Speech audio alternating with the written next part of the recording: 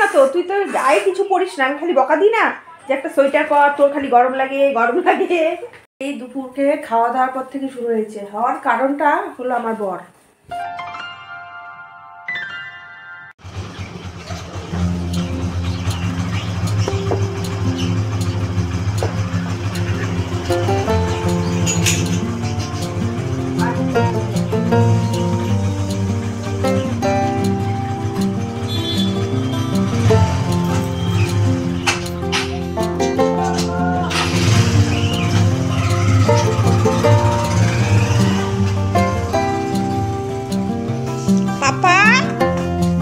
বাবা বাটার রুটি আজকে ইচ্ছা করেই দিইনি বাবা, প্রত্যেক দিন তাই না? খেয়ে নাও তো। 10টা বাজে, আমার পাপা এখন খাচ্ছে, দাদা ভাই এক্সাম দিতে চলে গেল। মর্নিং, সবাই কেমন আছে? আশা করছি সবাই খুব ভালো আছো। তো আজকে হলো সোমবার, তো বড় ছেলে তো চলে গেল, আর হলো ছোট জন তো এই যে খাচ্ছে। আমিও চা নিয়ে এসছি হাতে, রুটি নিয়ে। আমি বলছি আমিও একটা খেয়ে নিই, যখন বানিয়েছি। তো আজকে হলো কোনো জামা কাপড় নেই, কিচ্ছু নেই, জাস্ট আর কি ঘরটা ঝাড় দেবো, পরে ভালো করে মুছবো, হয়ে যাবে। আর রান্না বান্না করতে হবে, রান্না বান্না তো করতেই হবে, কালকের মাছ তো আছে, 3 দিনের হবে, এতগুলো মাছ এনেছে, 3 দিন মাছ রান্না করা যাবে। আর কি করব দেখি, মাছটা তো হবেই, আর কি করব জানি না। তো দেখতে থাকো আজকে সারাদিনের ব্লগটা, আশা করছি তোমাদের ভালো লাগবে। বাই বাই, ব্যাগই নিস নাই, বাই বাই করছি, ব্যাগ নেয় নেই, আমি বাই বাই করছি।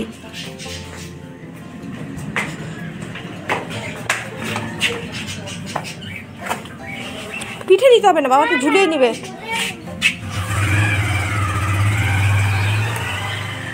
গেল, এখন রান্না বান্না করি।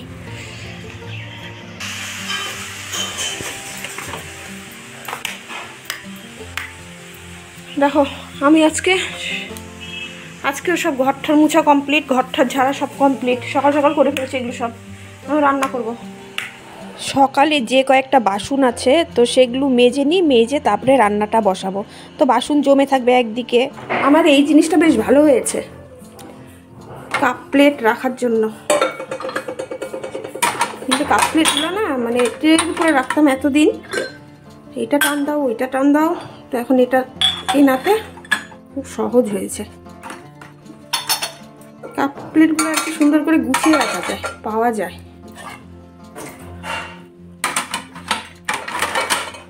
তো এখানে চাল ভিজানো আছে, একটু পরে ভাত বসাবো। আর মাছটা কই রাখলাম, এখানে আছে মাছ, ফ্রিজ থেকে বের করে রেখেছিলাম। এখন রান্না বান্নাটা কমপ্লিট করি। এই তো তিতা করলা কাটলাম, এখানে ফুলকপি আলু সেদ্ধ বসিয়েছি, আর এখানে হলো মিষ্টি কুমড়া ভাজা হবে। আমাদের সেই একই রুটিন, রান্নাঘর থেকে সকাল হয়, রান্নাঘরে রাত হয়। তো এটাই তো লাইফ আর কি করব। তো দেখো এদিকে হলো তিতা করলা ভাজাটাও করে নিচ্ছি, অনেক দিন তিতা করলা খাওয়া হয় না। তো আমার তো থাইরয়েড আছে, সেই জন্য ডাক্তার বলেছিল তিতা করলাটা খাবা। তো কালকেও রান্না করেছিলাম, ভাজা করেছিলাম তিতা করলা, আর মা তো শুক্তো করেছিল। তো তিতা করলা ভাজাটাও হয়ে গেছে, আর এদিকে মিষ্টি কুমড়া ভাজাটা করব। মিষ্টি কুমড়া ভাজাটা বড় ছেলে খেতে খুব ভালোবাসে, ছোটো জন আবার খেতে ভালোবাসে না। আর ওর বাবারটা নিয়ে অত চিন্তা নেই, কেন মা তো দুপুরে রান্নাটা করেই, তো সেই জন্য আমার মানে চিন্তা হয় না যে কি রান্না করব না করব আর কি। এখন যেহেতু এক্সাম শুরু হয়েছে, একটু তাড়াহুড়া থাকেই, সকালবেলা পড়াতে হয়, তো সেই জন্য মাকে বলেছি সকালের রান্নাটা তুমি করবে। আর এদিকে দেখো মিষ্টি কুমড়া ভাজাটাও করে নিচ্ছি, আর মাছের ঝোল করব ফুলকপি দিয়ে। তো আজকের ফুলকপিটা এত সুন্দর ছিল, লোকাল ফুলকপি, মানে খেতে এত ভালো লেগেছে ফুলকপিটা, খেতে মানে দারুণ হয়েছে। অন্য সময় একটু কীরকম লাগে। তো এদিকে দেখো মিষ্টি কুমড়া ভাজাটাও হয়ে গেছে আমার, আর এদিকে মাছগুলো ভাজা করে নিচ্ছি। আর ফুলকপি আলু তো মানে ছোটো আলু দিয়ে করবো না, আজকে হলো বড় আলু দিয়ে করব। ছোটো আলু দিয়ে ভালো লাগে, কিন্তু আজকে না ছোটো আলু ছোলার মতো অত সময় নেই। তো নতুন আলু যেহেতু তাড়াতাড়ি সেদ্ধ হয়ে যাবে, তো নতুন আলু দিয়ে আজকে মাছের ঝোলটা করব। কালকে 2 পিস মাছ ছিল, তো আজকে বড় মাছ 2 পিস দিলাম, আর কিসের মাছ কী বলে কই মাছ 3টা দিলাম। তো মিষ্টি কুমড়া ভাজাটাও হয়ে গেছে, তিতা করলা ভাজা, মিষ্টি কুমড়া ভাজা, আর হলো মাছের ঝোল, ব্যাস হয়ে যাবে। এখন তো নিতে যাওয়ার ঝামেলা নেই, ওর বাবাই নিয়ে আসছে, ওর বাবা স্কুল বন্ধ।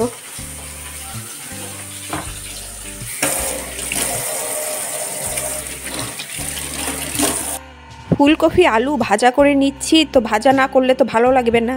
আর হলো আমরা না নিরামিষ করেই করি, ফুলকপি দিয়ে যদি আমরা মাছের ঝোল করি জিরা সোমবার দিয়ে করি, আদা বাটা জিরা বাটা দিয়েই করি। তো পেঁয়াজ দিয়ে আমরা কোনো দিন করি না, ভালোও লাগে না পেঁয়াজ দিয়ে খেতে। নিরামিষভাবে করলে মাছের ঝোলটা মানে নিরামিষভাবে কি আদা বাটা জিরা বাটা পেঁয়াজ দেবো না আর কি, তো সেভাবে করলেই ভালো লাগে। এটার মধ্যে ঝোল দিয়ে দিলাম, ফুটে উঠলে মাছ দিয়ে দেবো। এখন হলো সবজির চোকলাগুলো সব বাগানে ফেলবো, রান্নাঘরটা মুছতে হবে।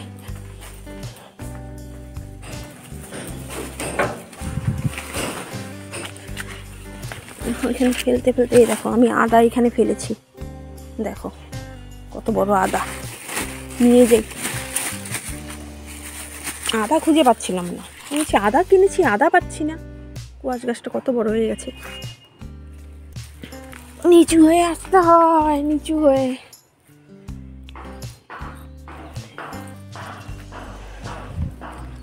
আর কি এগুলো পরে নিয়ে যাবো, হাতটা নোংরা। কত বড় একটা আদা দেখো, সবজি চোকলার সাথে আমি বাগানে ফেলে দিয়ে এসেছিলাম। ওখানে তো পরিষ্কার, কোনো নোংরা তো নেই, খালি সবজি চোকলা ফেলি। এত বড় আদাটাকে নষ্ট করা যাবে না।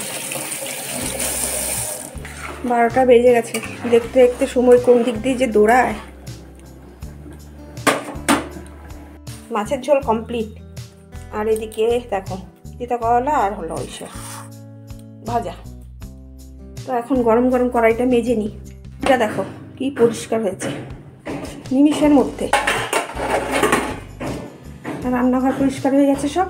এখন স্নান করি, 2 ছেলের অপেক্ষা করি। স্নান হয়ে গেছে, এখন বাজে 1:45 সময় ছোটোটার ছুটি হবে। তো ওরা আসার আগে আর কি সব কমপ্লিট আমার। এই সেই দেখবে এখন ঘর তো চুপচাপ, এই সেই 2 ভাইয়ের যুদ্ধ শুরু হয়ে যাবে। তো স্নানটা করে নিলাম কেন তাড়াতাড়ি, এসে খাওয়াবো ওদের, তারপরে ছোটোটাকে স্নান করাতে হবে। সেই জন্য আমি আমার দিক দিয়ে কমপ্লিট হয়ে থাকলাম আর কি। তারপরে ওরা আসবে, ওদেরকে কমপ্লিট করবো, স্নান করানো, বড়টার পিছনে চিৎকার করা স্নান কর স্নান কর, বড়টাকে ভাত খাওয়াবো, তারপরে ছোটোটাকে স্নান টান করে ওকে পরে ভাত খাওয়াবো। চলো এখন স্নান করবে, চলো একটু বলে। আচ্ছা চলো ভাত খাওয়াবা, কোথায় যাচ্ছ? মগ দিয়ে কি করবা? অরেঞ্জ জুস খাই না। ইস বাবা এরকম আওয়াজ করিস না, ওই মাছ করেছি কিন্তু ফুলকপি দিয়ে ঝোল করছি মাছের।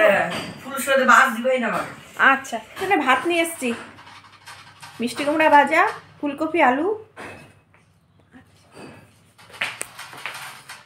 আয় বাবা ইয়া, আমি খাওয়াই দিচ্ছি। আরে আমি খাওয়াই দিচ্ছি তো, দেখ তুই মিষ্টি কুমড়া ভাজা তো ভালোবাসিস বাবাই। নে বড় জনের খাওয়া হয়ে গেল, এখন ছোট জনকে খাওয়াবো। আর ওর বাবার খেতে খেতে 3:30। ওর বাবা স্কুলে যায় না, তো 4টার সময় খায় এসে, তো তাড়াতাড়ি খেতে পারে না। অভ্যাস, 18 বছরের অভ্যাস, 18 বছর ধরে চাকরি করছে। আমার এই থাইরয়েডের জন্য খালি কিরকম গলাটা করি আমি, গলাটায় প্রবলেম।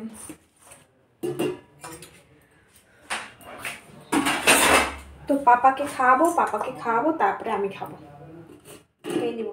সেই একটা রুটি খেয়েছি না, খিদে পেয়ে গেছে। এই তাড়াতাড়ি আর বিস্কুট শেষ, আনা যাবে কেন? দিয়ে দে, সব দিবি না, ভেঙে ভেঙে দিস।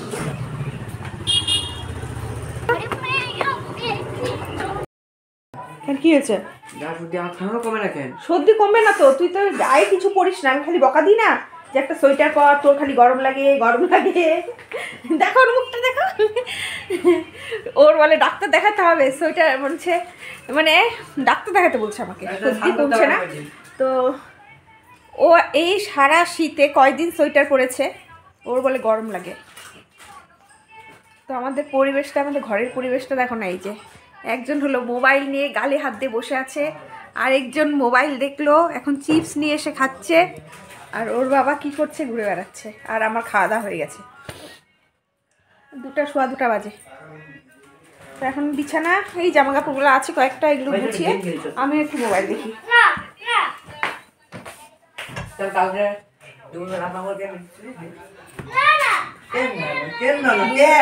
ছুটি চলবে এখন। শুভ সন্ধ্যা। তো খুব মাথা ব্যথা, প্রচণ্ড মাথা ব্যথা, যাকে বলে মাথা ব্যথার যন্ত্রণা। সেই দুপুরকে খাওয়া দাওয়ার পর থেকে শুরু হয়েছে। হওয়ার কারণটা হলো আমার বর, সে ব্লিচিং দিয়ে সেই বাথরুম আর কি ওয়াশ করেছে। বুঝতে পারছি না চিনি। তার ব্লিচিংয়ের গন্ধ আমার কোনোদিনও সহ্য হয় না, খুব শরীর খারাপ করে। মানে ব্লিচিং দিলেই ওই গন্ধতেই আমার মানে শরীর হাত মানে অর্ধেক খারাপ, অর্ধেকের থেকে বেশি খারাপ হয়েছে। ওই যে দিয়েছে গন্ধটা পুরো নাকে ঢুকেছে, সব দরজা জানলা সব বন্ধ ছিল রুমে, তাও গন্ধ গেছে। ব্যাস করে যাও, মাথা ব্যথা কাকে বলে। এই যে কষ্ট পাচ্ছি তখন থেকে, প্রচণ্ড কষ্ট পাচ্ছি, যাকে বলে মানে বিশ্বাস করতে পারবো না। তারপরে কি করলাম, স্যারিডন দেখি ঘরের মধ্যে আছে, খেলাম স্যারিডন। সামান্য একটু কমে দিচ্ছে, মানে সামান্য। শুয়েছিলাম, এখন ভাবলাম না একটু চা খাই, চা খেয়ে থাকি। ছোটোটা ঘুমাচ্ছে, আমি আজকে ডাকবো না, পড়াবো না, কিচ্ছু করবো না। এই অবস্থায় চা হচ্ছে, দুধটা জাল দিব, এটার মধ্যে দুধ আছে। এখানে দুধটাও বসিয়ে দিয়েছি, আর এখানে চাটা ছানা করে দেব। এই দেখো কবেকার কাপ, এটা হলো আমি বিয়েতে পেয়েছিলাম আমার। তো ডিনার সেট একটা, তো কাপ প্লেটও ছিল 4টা, হ্যাঁ 4টা কাপ প্লেট, এরকম কাপ আর প্লেট। তো এখন অবশিষ্ট একটা আছে। তো আমি যেখানে কাজ করতাম পঞ্চায়েত অফিসে কম্পিউটার অপারেটর ছিলাম, তো বিয়ের আগে চাকরি করতাম। তো সেই অফিস থেকে আমাকে এটা দিয়েছিল। তো এক একজন অফিস থেকে এটা দিয়েছিল, স্টাফরা আলাদা আলাদা গিফট দিয়েছিল। তো রেখে দিয়েছে, কতদিন টিকে দেখি। তো মানে খুব মানে মানে যেহেতু আমি চাকরি করতাম, ওই অফিস থেকে দিয়েছে, একটা স্মরণীয়। আর এখন চাকরি, বিয়ে হতে না হতেই চাকরি বাকরি ছেড়ে সব শেষ, সংসার জীবনে ঢুকে গেছি। বেবি হলো, বড় ছেলে, ব্যাস চাকরি টাকরি সব আউট। চাকরি ছেড়ে ঘরে বসে কাজ কর্ম, রান্না বাসন মাজা এগুলোই করছি। পাপা পড়াশোনায় ব্যস্ত এখন। কমপ্লিট বলে, মাথা ব্যথা করছে, তাও পড়াতে হবে, উপায় নেই। কেন কি এখনো ছানা বানিয়ে দিই নেই, 2 ভাইকে চা বিস্কুট খেয়ে আছে, একটু পড়াই তারপরে দেব। তো এই যে ছানাটা বানাচ্ছি, ছানাটা দিয়ে নি। ছানাটা চাল ভিজিয়ে রাখলাম, হ্যাঁ ছোটো কাটা ইটে, বড় কাটা। তাহলে কটা বাজে আমি জানি, তুমি বলতে পারবে না এখনই। 8। 2 ভাইয়ের দেখো আধা কেজি দুধের ছানা কতটুকু, চোখেই দেখা যায় না। তো বড় ছেলেকে দুধের জিনিস না দিলে তো হয় না, দুধ খেতে চায় না, সেই জন্য এখন আমি ছানা বানিয়ে দিই ওকে। আয় তোরা কই, পাপা পাপা কই, এই দেখো গাড়ি নেই, টেবিল না। দাদা ভাইয়ের হলো এটা দাদা ভাইয়ের, আর এটা তোমার। আমাকে কম দিছো? হ্যাঁ তুমি ছোট না। আচ্ছা দেখো ওর এখনো পড়া হয়নি। তো 8টা 25 বাজে দিলাম। আর এই তেলটা নিয়ে আসলাম দোকান থেকে গিয়ে, মাথায় দেওয়ার তেল নেই, মাথা ব্যথা করছে, তেল দেবো এখন। খাওয়া দাওয়া করে নিচ্ছি, 10টা বাজে। তোর বাবা ছেলেকে পড়ালো এতক্ষণ, এখন আড্ডা মারতে গেছে। তো আমাকে বললো ভাতটা হটপটে রেখে দাও, তুমি খেয়ে নাও। তোর বাবা সারাদিন তো ছেলের পিছনে দৌড়ায়, পড়াতেই থাকে, একটু আড্ডা মারারও দরকার। বাইরে গেছে, আমি খেয়ে নিই, এখন ছেলেকে খাওয়ালাম। পাপার বইগুলো বিছানার মধ্যেই আছে, তো তখন আমি গুছাইনি, ভাবছি যে না খাওয়া দাওয়াটা শেষ হোক, তারপরে একেবারে বিছানা পরিষ্কার করে ওর বইপত্র সব গুছিয়ে রেখে দেবো। ঘরটাও ঝাড় দিতে হবে, আর কয়েকটা জামা কাপড় আছে, সেগুলো সব গুছিয়ে রেখে দেবো। তারপরে হলো মশারিটা করে নেবো আর কি। মাথা একদম বলতে চপচপে করে তেল দিয়েছি, আধা ঘন্টা ধরে ডলেছি, ওকে পড়াচ্ছিলাম, মানে লিখতে দিয়েছিলাম, আর মাথার মধ্যে তেল ডলেছি। এখন 11:15 বাজে, সবার খাওয়া দাওয়া শেষ, এখন হলো ঘুমাবো। এই দুইজন কত কাজ করে দিচ্ছে। ওর মার মাথা ব্যথা, একজন মশারি টাঙিয়ে দিল, আরেকজন হলো মশারি গুচ্ছে। তো আজকের মতো তাহলে ভিডিওটা আমি এখানেই শেষ করছি। সবাই ভালো থেকো, সুস্থ থেকো, আর আমার ভিডিও যদি ভালো লেগে থাকে একটা লাইক কমেন্ট করেও, আর আমার চ্যানেলটাকে সাবস্ক্রাইব করতে ভুলবে না যারা সাবস্ক্রাইব করোনি। তো আজকের মতো গুড নাইট, বাই।